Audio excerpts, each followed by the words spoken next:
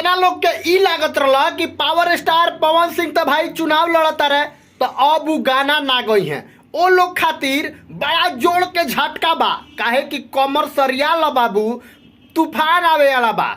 Power star Pawan Singh एगो गाना के शूट कैले बड़े रहे, लोग के पता होई कि power star Pawan Singh road शो कौन परसों, ओकरा बाद पावर स्टार पवन सिंह वर्तमान में अभी भी काराकाट में ही बड़े। तो काराकाट में पावर स्टार पवन सिंह चुनाव प्रचार में लागल बड़े। अब जन संपर्क घर घर जाके मिलत रहे सारा लोग से।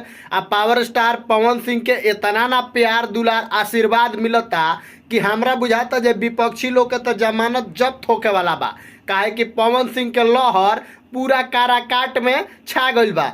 ई बात सत्य बा कि पावर स्टार पवन सिंह जब से पोस्ट कैले बड़े कि काराकाट से हम चुनाव लड़तनी, तो यूपी बिहार हर जगह के बहुत लोग रहा जौन कि काराकाट के नाम ना जानत रहा। लेकिन जब से power star Pawan Singh post कैले बड़े तब से इंटरनेशनल लेवल पर काराकाट के जौन बा की चर्चा होता।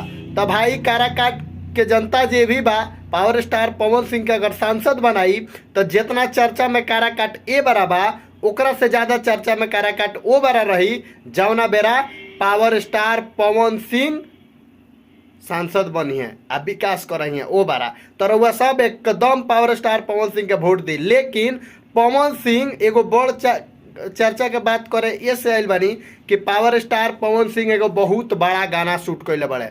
अब बहुत जल्दी आवे वाला बा उ गाना मीरा म्यूजिक से जौन कि प्रियांशु सिंह के म्यूजिक बा।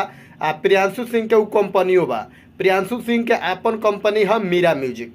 तो मीरा म्यूजिक नया कंपनी खोलने वाला प्रियांशु सिंह वही कंपनी से जौन बा कि पावर स्टार पवन सिंह के गाना आ रहा बा। तो जितना लोग के ही लागत रहा कि पवन भैया अब छोड़े वाला बड़े इंडस्ट्री, वो लोग खातिर बहुत बड़का झटका बा। काहे कि पवन भैया चुनाव के संगे संगे गाना के भी तैयारी कर रहा बड़े। पावर स्टार पवन सिंह जी के गाना शूट हो गई बा, बहुत जल्दी गाना आवेला बा। तो ऐसे कमर थाम ली एकदम स्थान ध के बैठ जाए। काहे कि धमाल कमाल चुनाव के भी इंजॉय ली आ गाना के भी इंजॉय ली। पावर स्टार पवन सिंह के गाना बहुत जल्दी आवेला बा। रउआ सबके एगो पोस्ट दिख रहा हो प्रियांशु सिंह के। बाकी वीडियो के खूब ज्यादा शेयर करी।